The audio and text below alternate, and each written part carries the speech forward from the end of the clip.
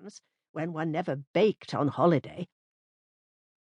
The box was somehow squeezed into the boot on top of 2 boxes of books. "And I'll bring more into the shop when I've sorted it all out," Mrs. Henderson promised. Groaning a bit, Eleanor's little Morris tackled the hill again. "Yes, we'll go for a walk when we reach the top," she said in response to an interrogative bark. Teasel raised her black nose from her little white paws and sat up. "If we reach the top," Eleanor amended, leaning forward over the steering wheel to aid the ascent. One last steep upward bend, and the Morris bounded forward, demanding a change into 3rd gear. The lane straightened, the banks gave way to dry stone walls. A moment later, Eleanor pulled across the road and parked in a lay-by beside a stile marked by a green "Public Footpath" sign. "Come on." She opened the door. Teasel scrambled over the handbrake, paused a moment to nose interestedly at the tea-box on the passenger seat, then launched herself across Eleanor's lap and out. Before following the terrier, Eleanor remembered to take the keys from the ignition. Dear Megan was so insistent about the need to lock one's car whenever one left it, even if it contained nothing of value. Megan said crooks often stole cars just to use to commit other crimes, and being a policewoman she must know. Though why should anyone choose a car that had barely scraped through the MOT test a month ago? Eleanor had had to pay for several repairs before the examiner would give her that indispensable certificate of safety. As she closed the door and inserted the key in the stiff lock, she heard a vehicle drawing near. Quickly she turned to look for the dog. "Teasel?" From the other side of the stile, 2 bright brown eyes peered at her through a tangled white fringe. "Stay!"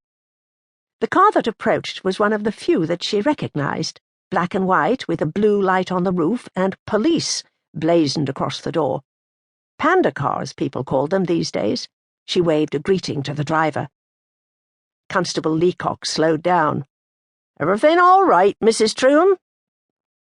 "Oh, yes. Thank you, Bob. We're just going for a walk on the cliffs." "Beautiful day for it." He waved and drove on down the hill. A nice boy, she thought, as she went to join Teasel. She was climbing the stile when she heard another car engine groaning up the hill. Probably someone from one of the farms. The beginning of April was early for tourists or ramblers, especially with Easter late this year, and few others used this lane from nowhere to nowhere. She glanced back. The grey car that came into sight was not familiar, but then she never noticed people's cars. Sunlight, gleaming off the windscreen, concealed those within, but it might be an acquaintance who would be hurt if she failed to acknowledge them. She waved. "Boof!" said Teasel, in a "come on, let's get going" tone. Eleanor stepped down from the stile, and they set off across the field. Sheep raised their heads to watch suspiciously. Teasel stuck close to her mistress's heels. Behind them, the sound of the car's engine suddenly died. Eleanor hoped that did not portend someone following her along the path. She wanted to practice her Aikido, and spectators always distracted her. Strangers tended to be alarmed when they saw a small woman with snow-white curls twisting and twirling and making strange gestures.